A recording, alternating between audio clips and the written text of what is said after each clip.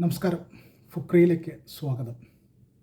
അങ്ങനെ ഒടുവിൽ രാജസ്ഥാൻ റോയൽസിൻ്റെ അപ്രമാദിത്യം, വിജയക്കുതിപ്പ് അവസാനിച്ചിരിക്കുന്നു.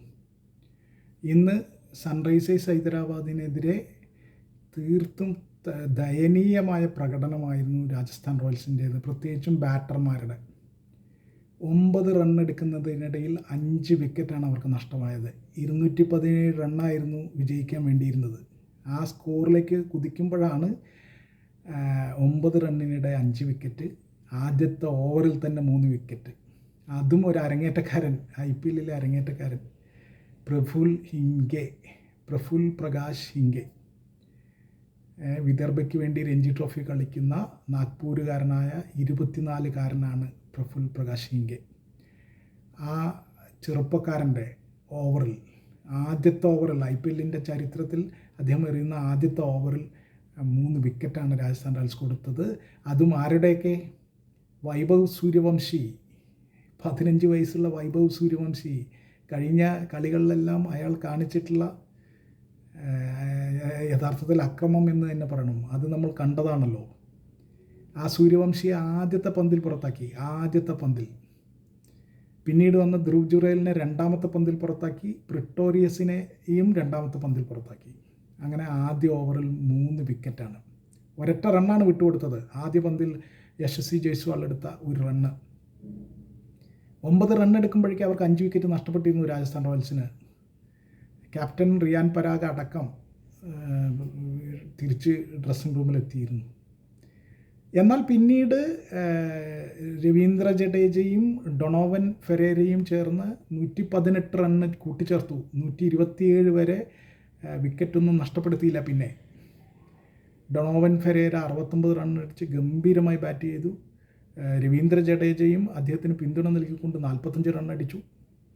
പക്ഷേ അതിനുശേഷം വീണ്ടും കാര്യം തദൈവ. 159 എല്ലാവരും പുറത്ത്. 57 റണ്ണിന് സൺറൈസേഴ്സ് ഹൈദരാബാദ് ജയിച്ചു. അപ്പുറത്ത് സൺറൈസേഴ്സ് ഹൈദരാബാദ് ആകട്ടെ, അവരുടെ ക്യാപ്റ്റൻ ഇഷാൻ കിഷൻ ഇന്ന് അടിച്ച് തകർത്ത് കളിച്ചു. 44 പന്തിൽ 91 റണ്ണടിച്ചു. അവരുടെ ഹെൻറിച്ച് ക്ലാസൻ 40 റണ്ണടിച്ചു. നിതീഷ് കുമാർ റെഡ്ഡി 28 റണ്ണടിച്ചു. സലീൽ അറോറ അവസാനം വെച്ച് 24 റണ്ണടിച്ചു.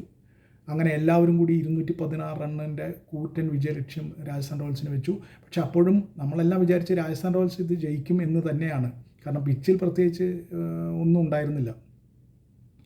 ആ പിച്ചിൽ മാത്രമല്ല, കഴിഞ്ഞ കളികളിലെല്ലാം രാജസ്ഥാൻ റോയൽസ് കാഴ്ചവെച്ചിട്ടുള്ള ബാറ്റിംഗ് പ്രകടനം, അവരുടെ ഫോം, ഇതെല്ലാം വെച്ച് നോക്കുമ്പോൾ അവർക്ക് പുഷ്പം പോലെ എടുക്കാവുന്ന റണ്ണായിരുന്നു 217. പക്ഷെ അവരെടുത്തില്ല.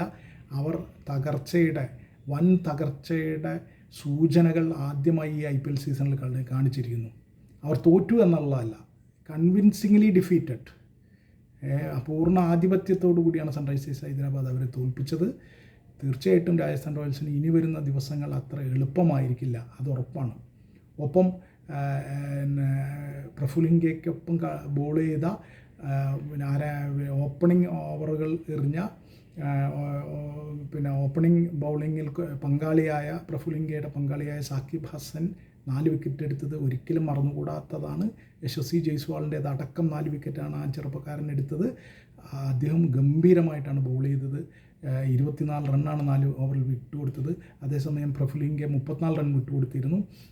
എന്തായാലും ഈ 2 ചെറുപ്പക്കാരും തീരെ പരിചിതരല്ലാത്ത IPL ചെറുപ്പക്കാരായ ഈ ബൗളർമാർ ചേർന്ന് രാജസ്ഥാൻ റോയൽസിനെ ഒന്നും അല്ലാതാക്കി എന്നുള്ളതാണ് യാഥാർത്ഥ്യം. രാജസ്ഥാൻ റോയൽസ് തീർച്ചയായും ഇത്തരം ഇതിൽ നിന്ന് പാഠങ്ങൾ പഠിക്കണം. അവർ തിരിച്ചു വരണം.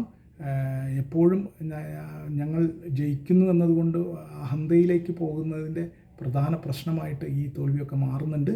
എന്തായാലും കുമാർ സംഗാക്കരെ പോലെ ഒരാൾ അവരുടെ കോച്ചിങ് പദവികളിലുള്ളതുകൊണ്ട്, കോച്ചിങ് ടീമിലുള്ളതുകൊണ്ട് തീർച്ചയായിട്ടും ഇതിൽ നിന്ന് രാജസ്ഥാൻ റോയൽസ് പഠിക്കേണ്ട പാഠങ്ങൾ പഠിക്കും എന്ന് തന്നെ നമുക്ക് കരുതാം.